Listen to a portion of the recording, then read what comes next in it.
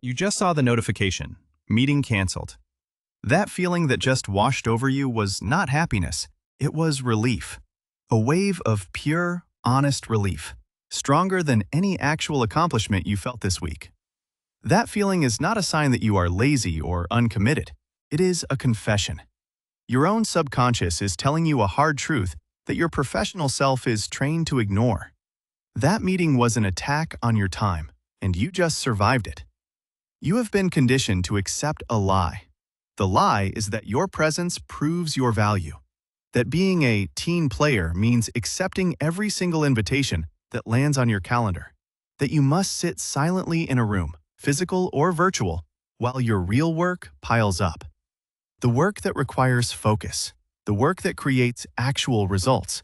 The work that now waits for you after everyone else has gone home. This is a destructive, career-killing lie. So we will reframe this immediately, using cold, clear logic. Every meeting invitation is an attack on your focus. Every accepted event is a surrender of your most valuable asset. Your attention. Your calendar is not a schedule of your productive day. It has become a graveyard where your best hours are sent to die. The relief you feel when one of these attacks is called off is your survival instinct, thanking you for being spared. The new standard is non-negotiable. The discipline required is not about managing your time better. It is about defending it more ruthlessly. It begins now, with an honest audit of where your life is actually going. And it ends with you reclaiming your mind from the theater of busyness. First, let's dissect the anatomy of the attack. The damage from a meeting does not begin when the call starts. It begins much earlier. The dread you feel is a measurable tax on your mind. Research shows your brain begins to lose focus up to 15 minutes before a scheduled meeting as it anticipates the context switch. You stop solving the hard problem in front of you and start preloading the mental software for the upcoming conversation. That is 15 minutes of your best thinking deleted before the meeting even begins. Then comes the event itself. If it is a video call, your brain is burning fuel at a dangerous rate. It is working overtime, struggling to process the missing nonverbal cues, the unnatural eye contact, the flat digital faces. This is the real source of Zoom fatigue. It is not screen time. It is your brain redlining to compensate for a socially confusing environment. And what is happening inside that meeting? The data is clear. In a typical 8-person call, 3 people will do over 70% of the talking. The other 5 are not collaborators. They are a very expensive audience, their minds drifting, their focus fracturing, their real work calling to them like a lifeline. But the cost does not end when you click Leave Meeting. The most damaging tax is the one you pay afterward. It takes, on average, 23 minutes and 15 seconds to regain a state of deep focus on your original task. But even then, you are not fully back. A ghost of the meeting lingers in your mind. This is called attention residue. Part of your brain is still processing the conversation, the politics, the new action items. The quality of your work in that next hour is permanently degraded. So that 1-hour meeting was never 1 hour. It was the 15 minutes before, the 60 minutes during, and the 23 minutes after. It cost you nearly 2 hours of your most valuable time. Now, multiply that by every pointless meeting in your week. The math is brutal. The verdict is undeniable. You are not working. You are spending your days recovering from planned interruptions. Now, let's run a colder, harder audit. Because until you see the numbers in dollars, you will continue to lie to yourself. You will call it the cost of doing business. It is not. It is the cost of undisciplined communication. Consider a simple 1-hour meeting with 10 employees. Let's be conservative and say each earns $50 an hour. The immediate cost of that meeting is not 1 hour. It is $500 of direct payroll cost before you even calculate benefits or overhead. 10 bodies in a room for 1 hour is 10 hours of collective company time, burned in a single sitting. 10 hours of creative work, problem solving, or customer service that did not happen. Now ask the honest question. Was the outcome of that meeting, not the pleasantries, not the good discussion, but the concrete, irreversible decision that was made, Worth $500? Was it worth 10 hours of lost output? Was it worth more than what those 10 people could have created if they had been left alone to do their actual jobs? In most cases, the answer is a clear, self-evident no.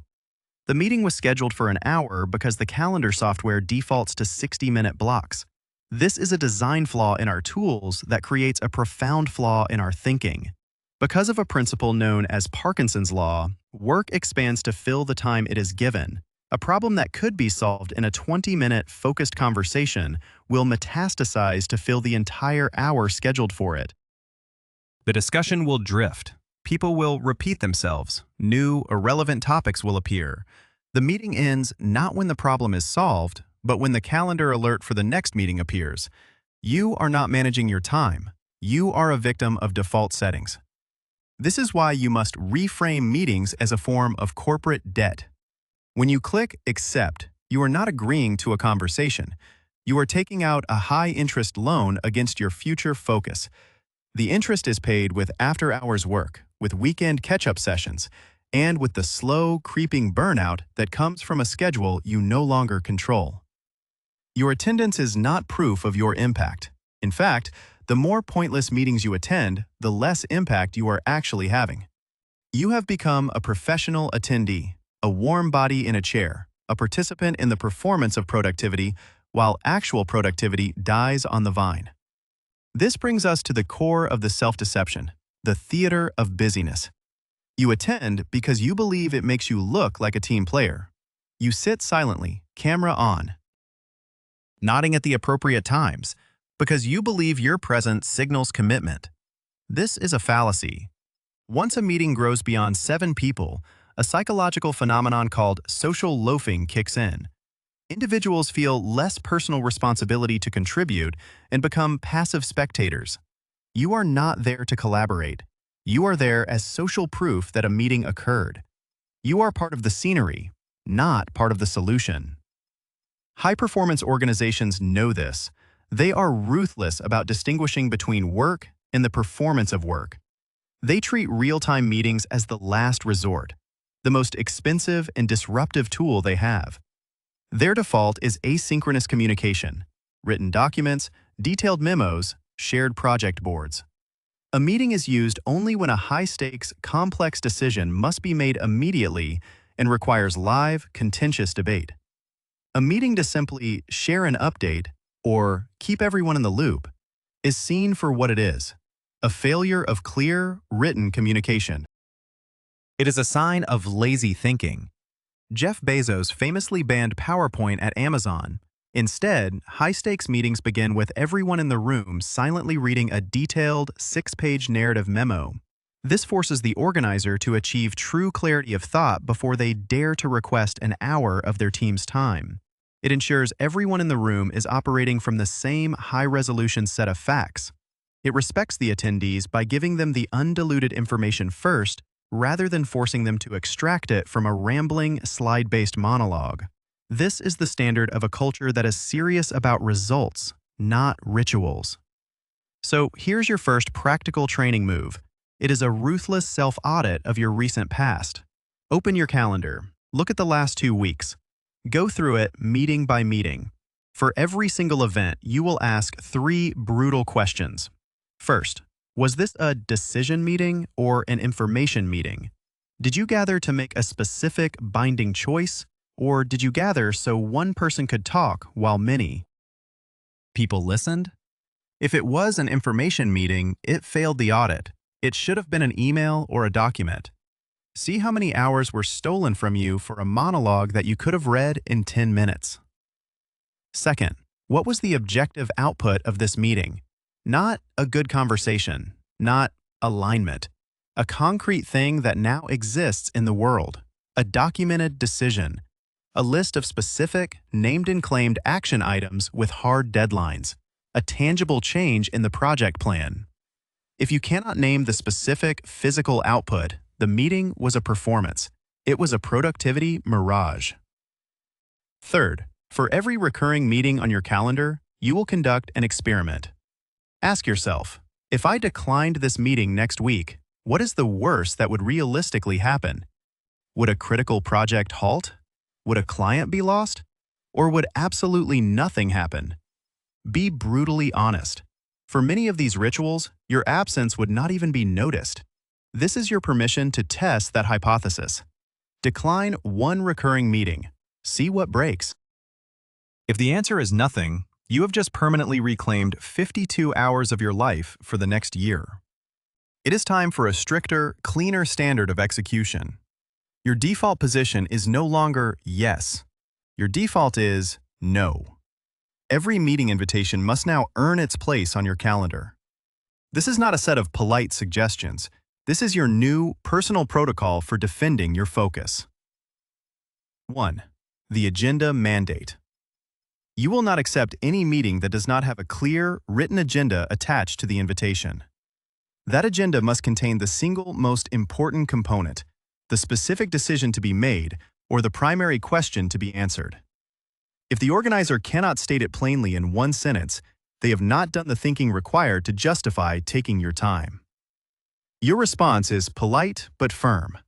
I would be happy to attend once the invitation is updated with a specific decision we need to make. This simple filter will dissolve a shocking number of pointless meetings before they are even born. 2. The pre-read or postpone rule. For any meeting that claims to be important, you will require a brief document. A one-page summary is often enough, sent out at least 24 hours in advance. This document outlines the problem, the relevant data, and the proposed options. This proves the organizer is prepared and allows everyone to arrive with the same context. If the brief does not arrive, your policy is to postpone. The meeting is not ready. Silence is also data. If you see that no one on the attendee list has opened or commented on the document before the call, cancel the meeting. It means the team is not engaged and the decision is not ready to be made. 3. The fortress of focus. Open your calendar for next week and block out at least one 2 to 4 hour period of non-negotiable, uninterrupted time every single day. This is your most important meeting of the day, a meeting with your own deep work. You will protect this block as if it were a meeting with your most important client, because it is. This is where your highest value is created. You will decline any invitation that tries to land inside this fortress. Fragmented time is useless for complex work. An afternoon broken into 4 30-minute chunks is not the same as one clean 2-hour block. Reclaim these blocks. They are the source of your actual career progress. But what if your boss insists? What if the pressure is unavoidable? This is not about confrontation, it is about negotiation. You do not decline without offering a solution. You say, I'm in a deep work block on the new project during that time to ensure I hit our deadline. To make sure I can contribute, could we handle this over email? Or could you send me the top 2 points you need my input on? You are not saying no. You are offering a more efficient way to provide your value. You are trading low-value presence for high-value contribution. This is the final reframe. Your challenge is not to become antisocial or unhelpful. It is to become professional at a level that is uncommon. The relief you felt from that canceled meeting was not a weakness. It was a signal from the most honest part of you that your work life is broken. It was a call for order, for discipline, for a better way to work. So here is your final instruction. This week, you will run one experiment. You will decline one meeting, just one. Pick a recurring status update or a vaguely defined check-in. You will use the script. You will reply politely and ask for a clear agenda and the specific decision to be made. Then you will observe. One of 2 things will happen. The meeting will be canceled because it had no real purpose, and you will have reclaimed an hour of your life. Or the organizer will respond with the clarity you requested, and the meeting that follows will be 10 times more productive than it would have been otherwise. Either outcome is a victory. This is not about avoidance. This is about control. It is the first step in transforming your calendar from a record of your obligations into a blueprint for your impact. The choice is to continue lying to yourself or to execute with this level of clarity. The work begins now.